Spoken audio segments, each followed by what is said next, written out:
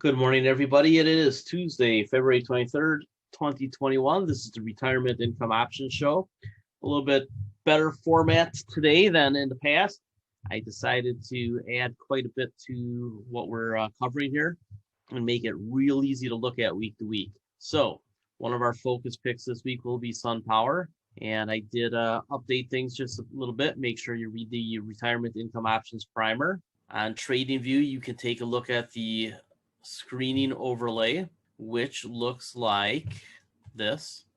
So this allows us to take a look at the technical signals, and I like to look at the weeklies, which give very good signals. So really everything up here is either a trim or sell a covered call, anything over 70 on a weekly RSI, and anything under 40 is sell a cash secured put or possibly buy the stock. So Wisconsin Electric, or WE Energies, is one that I'm adding to the plug and play. Mentioned that last week. So that file that we just looked at, I'm putting right here for you. So you don't have to subscribe to TradingView if you don't want to screen on your own. You just want to look at mine every week. Just click on this and it will download for you. Plug and play stock options. What I'm doing is I'm covering everything that's in the plug and play. Plus I'll add WE Energies. P just means sell a cash secured put. CC is sell a covered call. Covering the MA stocks plus Berkshire, nothing to do here. As far as options go, you could certainly trim all of the tech stocks. I don't think I'd actually trim Apple though, but all of these could be trimmed a little bit if you're overweight. The plug and play growth stocks.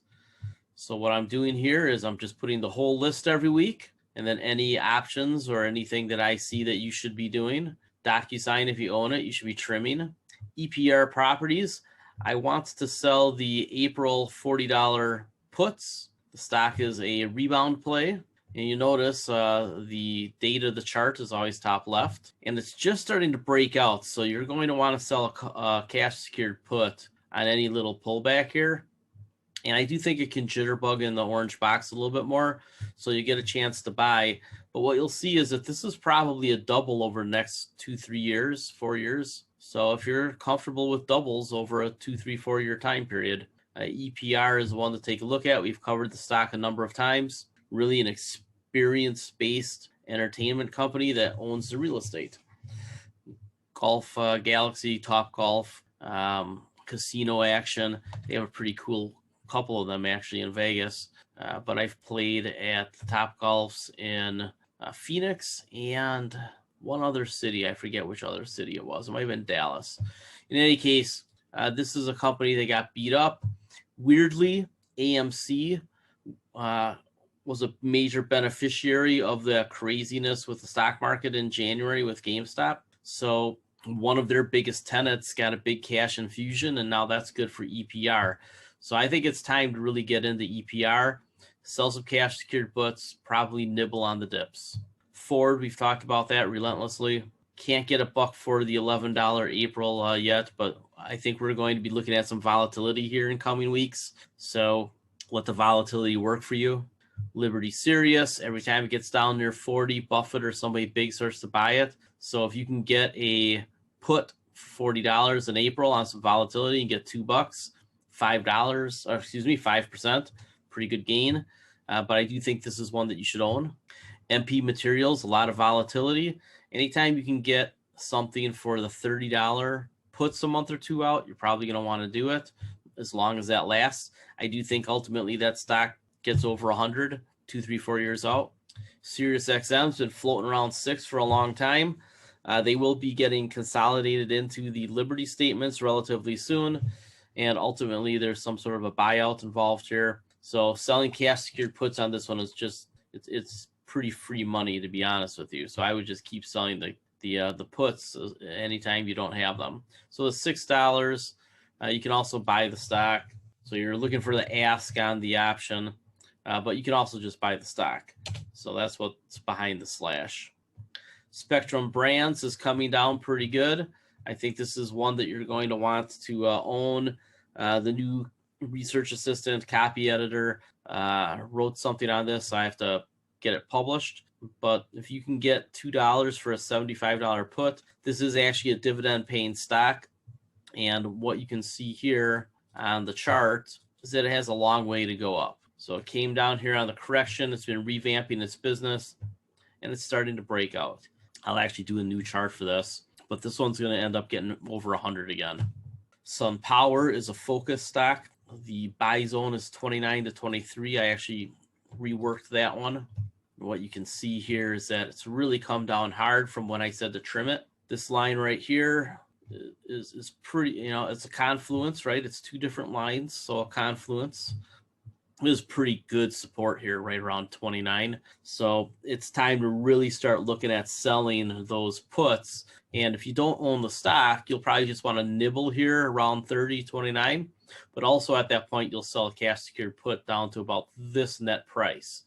And that net price would mean that you'll ask for $7 on the April $30 put. It's not close to that right now. It's like $1.50 or $2. But if the stock drops, there's a little bit more volatility, it could hit for you. So what you want is for the volatility to work for you. You don't have to be on the button. Set the limit order, take a look at it maybe once or twice a day.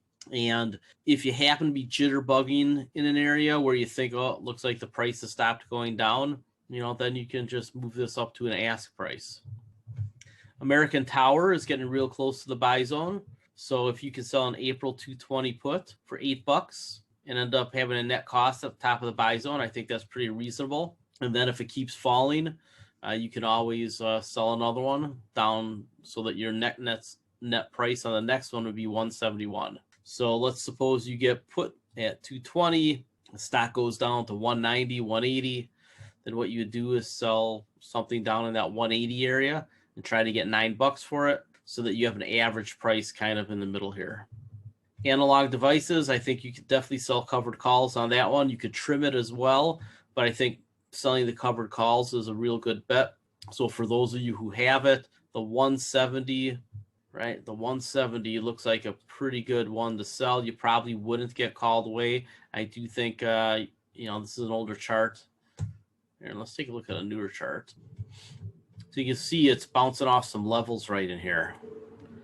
So if you wrote the 170, again, you're probably not going to get called away. You could write a lower strike price to capture more premium, and I don't think you're hurting yourself, because I do think that ultimately this comes back down to around 140, and then I'd get interested in buying it down around 130, and especially in the 120s and lower 100s.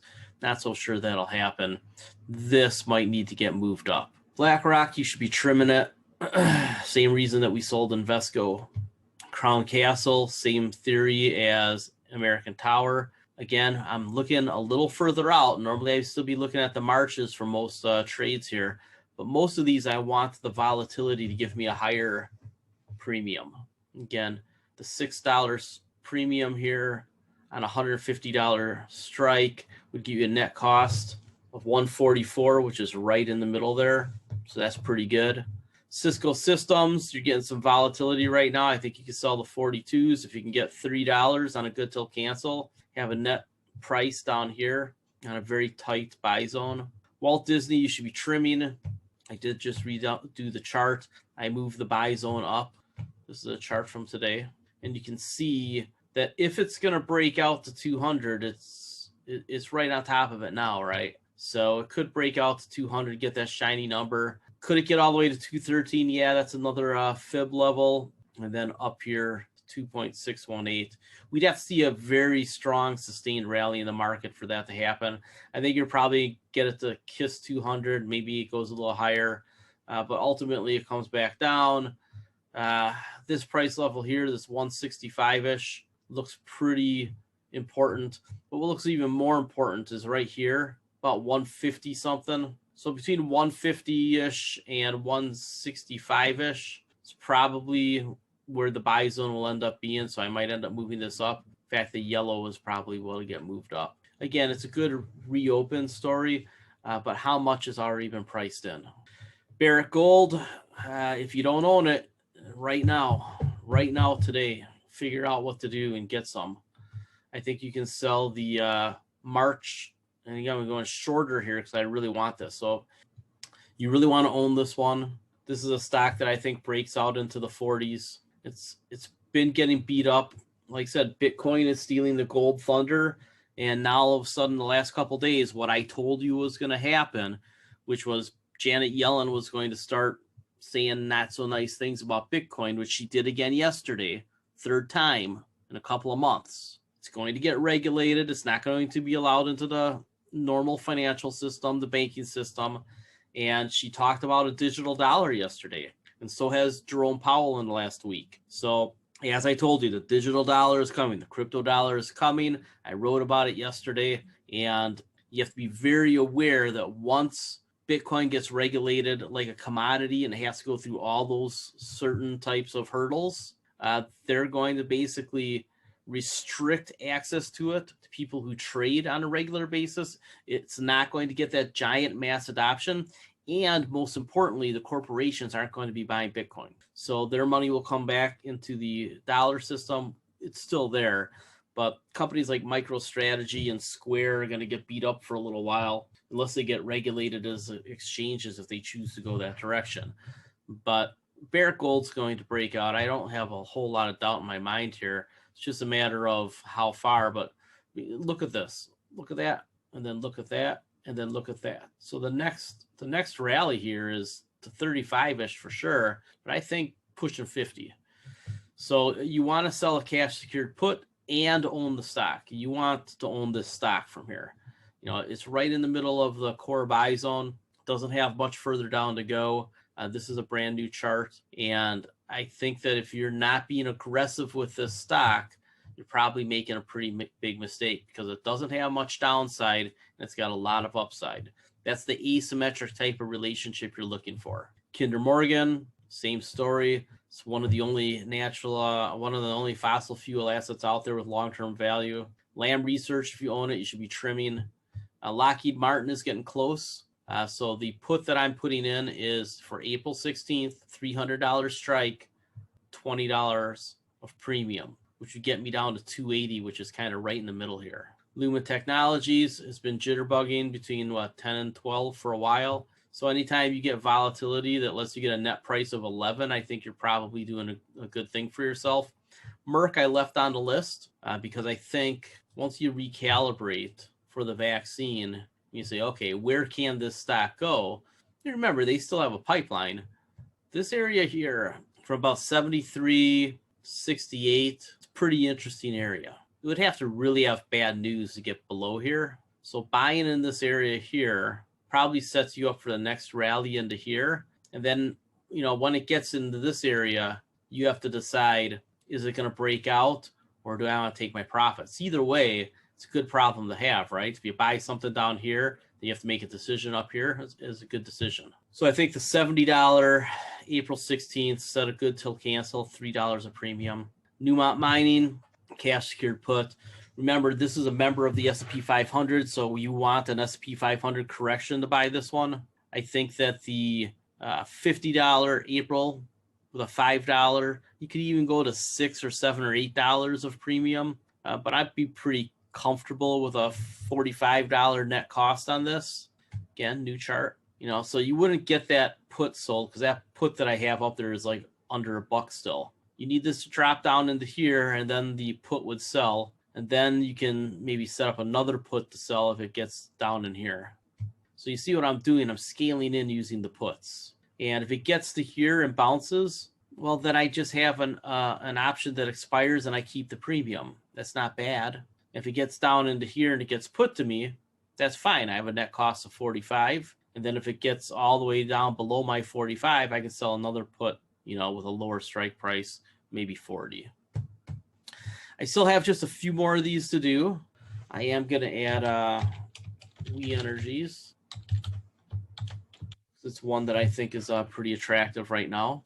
So, and I will get these all done here probably in the next hour. I have the Stocks of the Week webinar all ready to be posted on YouTube. Here's a little description of the Sun Power trade. So let me ask you, do you like this layout better? Is this easier to follow? Yeah. And then this here, this file lets you do some sorting if you want.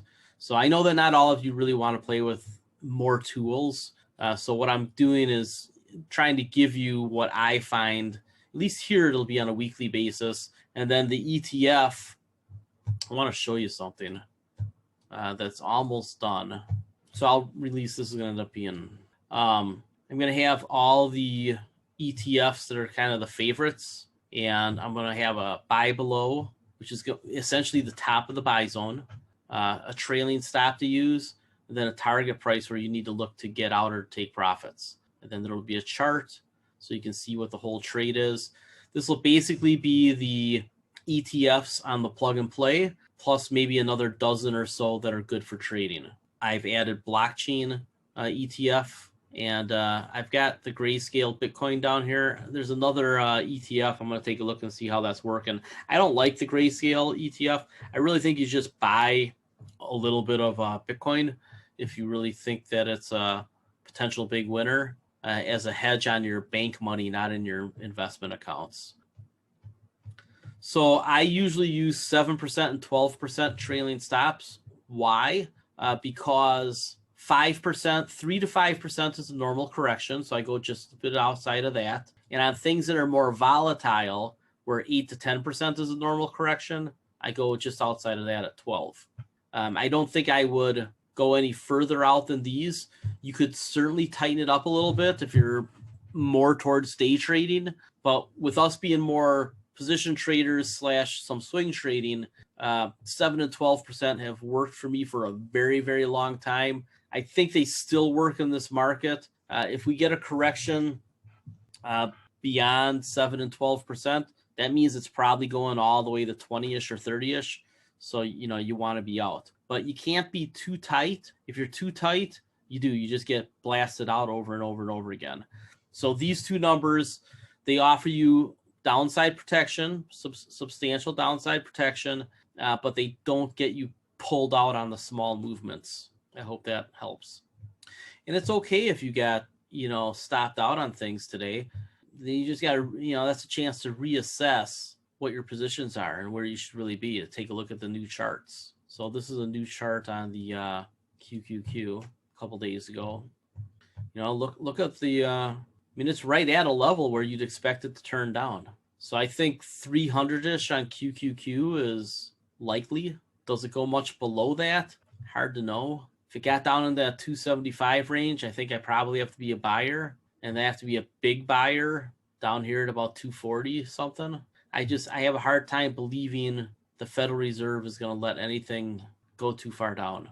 There's certainly, look at this line. This is certainly the ultimate downside, right? You'd have a lot of things going wrong here, but there's just so much money out there that even with tighter liquidity, I think that just brings it down into the middle. I think you get your typical right around 50% correction from bottom to top. So from here to here, right? So from 170-ish, 340-ish, it's 170, it doubled. You'd expect about an 85-point drop. That's right where it gets you, right around here. And it coincides with that, which is resistance becomes support area. So this is probably an awfully good place to buy QQQ and the MA stocks. And if you think the world is just going to keep getting better fast, you could buy on this dip right here. You could conceivably buy right here if you're a to the moon person. All right, that was retirement income options today. I hope that this helps you, and I will get this posted before I go for my haircut today by the middle of the day sometime. All right, take care.